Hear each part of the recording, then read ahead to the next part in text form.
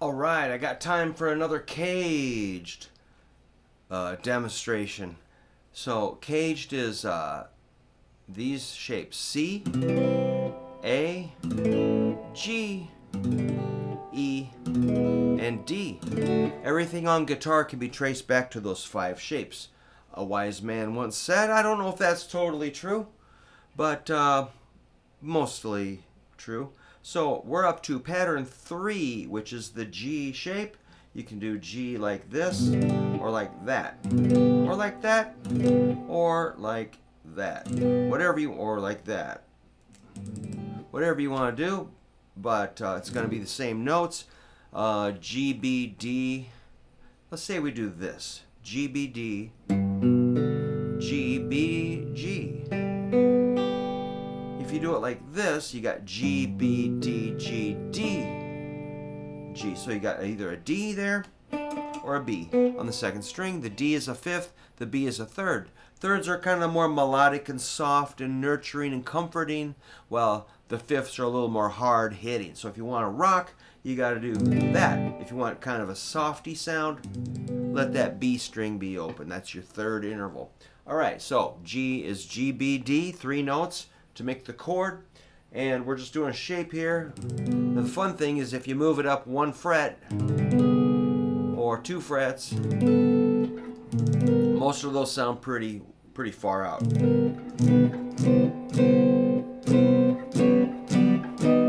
They don't really work, so that's why you have to bar it. Now, this is going to hurt. You're going to hate this. Most people can't do this. So here's a G. If I use middle ring pinky, take it up to an A, and bar at the 2nd fret. That's how you do it right. All right. Most of my students just start cussing me out, slam their guitar down, and leave when I show them that. I'm used to it. But when they come back, I'm like, hello, let's start over, do it again. Now 2 frets higher is a B. So that's, I'm just going to tell you the fret names. 7, 6, 4, 4, 4, 7. 7, 6, 4, 4, 4, 7. That's a B chord. And you usually don't really strum these, okay? So don't freak out. It's mostly as an example. Let's go up 1 more fret to a C, same shape.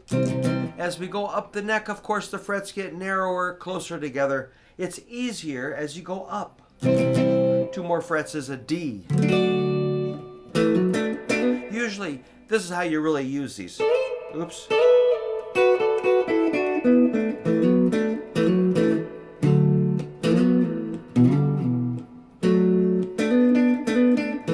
So it's a cool shape, man. Don't freak out because that's so hard. That's a D. Up here is E. Once you see the scale, you'll love it. All right.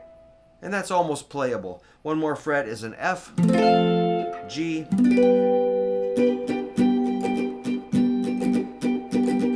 here's A, B, C. It's getting a little ridiculous. And then a D way up high, which is, I can't fit my hand in there. All right, yes, we agree. Strumming those chords. You're not going to sit around the campfire, I always say, going, Kumbaya, my Lord. Kumbaya. You're not going to do that. But if you know the shape, then you can do the scale. So, if you do the scale based on that, a G major scale, I'll do my best.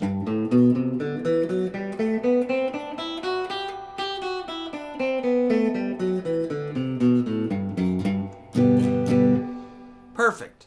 G, A, B, D, E, F sharp, G, A, B, C, D, E, F sharp, G. There's only 1 sharp in the key of G, by the way, just the F sharp. Otherwise, they're the natural notes. It's almost the same as C major, except the F is sharp. So there's more similarities between scales than differences sometimes. All right, so let's take it up to an A.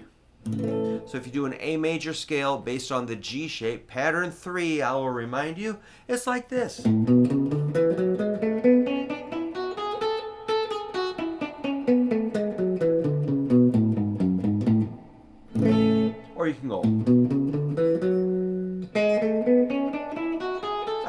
like jumping down. I'd rather go up like this. Oops. See why you got to use your pinky? Okay, that's the shape. You can sound it out. It's just root, second, third, fourth, fifth, sixth, seventh, root, second, third, fourth, fifth, sixth, seventh, root. That's hard to sing. All right, you get the idea. That keeps going up the neck. Let's just jump over to arpeggios. Root, third, fifth, root, third, fifth, root. So here, we're going to do 2 notes on the second string. G, B, D, G, B, D, G. Oops. That's the whole chord there. G, B, D, ba, ba, ba, ba, ba, ba, ba, ba. G, B, D, G, B, D, G. All right, take it up to A. Now, you got to work a little harder. But it's fun. It's satisfying. It sounds proper and correct.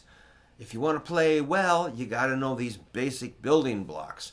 Otherwise, it's just unfocused. You got to focus on this stuff and get it down. Yes, it's strenuous on your hands. Root, third, fifth. Root, third, fifth, root.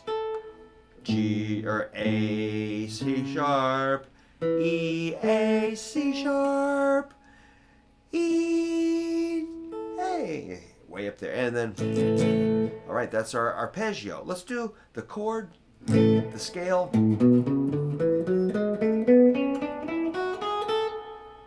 And I forgot what we're doing. The arpeggio. Cool, man. Let's go up to B, and we'll do our chord, scale, arpeggio. And you can really get a nice major pentatonic scale.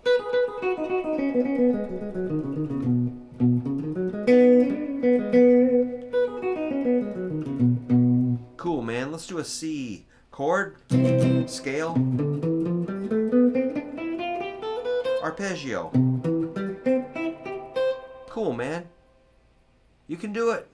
The D is at the 10th fret. The root, root, root.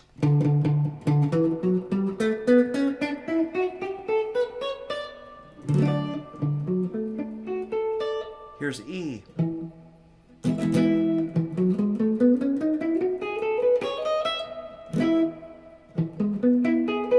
Here's F.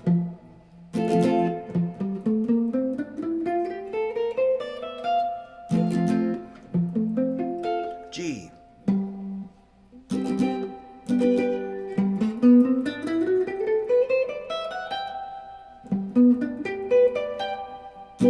A. See how they all fit together? It's a good system.